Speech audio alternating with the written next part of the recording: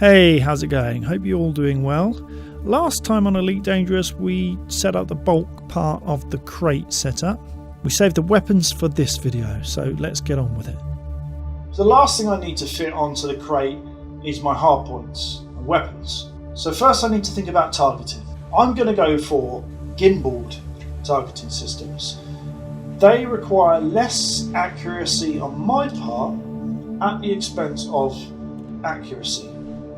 Let me explain. I don't have to be so precise with my aiming on a gimballed targeting system as opposed to a fixed, because a gimballed targeting system will sort of auto-lock onto my target within reason. It compensates my ship's rotation, etc., as opposed to a fixed targeting system which I need to be precisely aiming exactly where I want to shoot. But although it does sort of auto-lock on my target, there is a slight wobble, whereas a fixed targeting system will shoot precisely where I aim it. A gimballed will sort of shoot in that general area. So there is a sacrifice of slight accuracy, but still it will be a lot more accurate for someone like me. So to summarise, in a fixed targeting system, I will have to do all the work myself, and a gimballed will help me, but be less accurate. A fixed targeting system will be a lot more accurate in the hands of an expert combat pilot, not in the hands of a mostly harmless combat pilot such as myself. So I think the smartest thing for me to do is to go the gimballed route. The next thing I want to think about is my DPS. There's two types of DPS. There is sustained DPS and burst DPS. Now, sustained DPS will deal out more damage but over a longer period of time. Burst DPS will dish out a huge amount of damage per shot, but you get fewer shots because your weapons will overheat, it will consume more power, you will have to wait until you're ready to shoot again. So again, in a similar way that the gimballed versus fixed works, a burst DPS is great in the hands of an expert who is very precise at aiming, because you only get a few shots, but those shots do a hell of a lot of damage.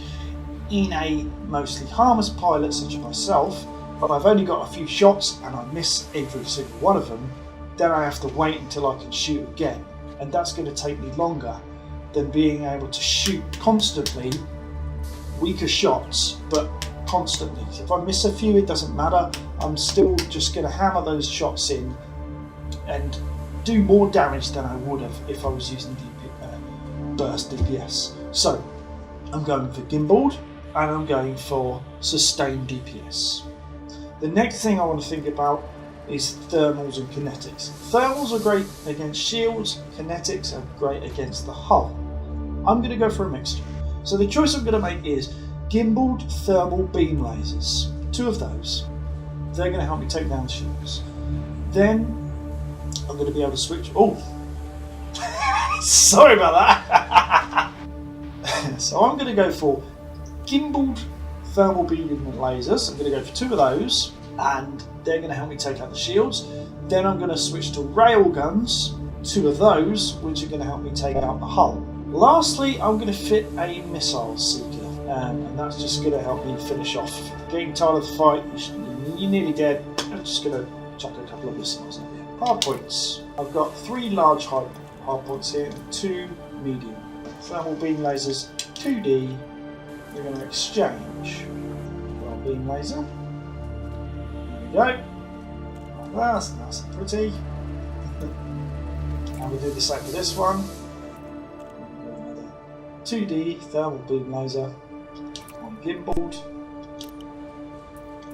Again, we're going to exchange that. Here it comes.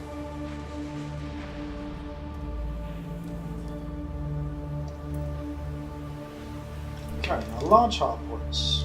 Railguns. Right, 2B railguns. Oh, hang on a minute, those are in fixed position. Oh dear, that's put a spanner in the works, hasn't it? Right, okay, I can't get the railguns on gimballed. They only come in fixed. So what I'm thinking is of fitting some cannons instead. So I've got 3 sea cannons here, gimbaled. And I guess one of the benefits of having a cannon as opposed to the rail guns is that these do not require ammunition.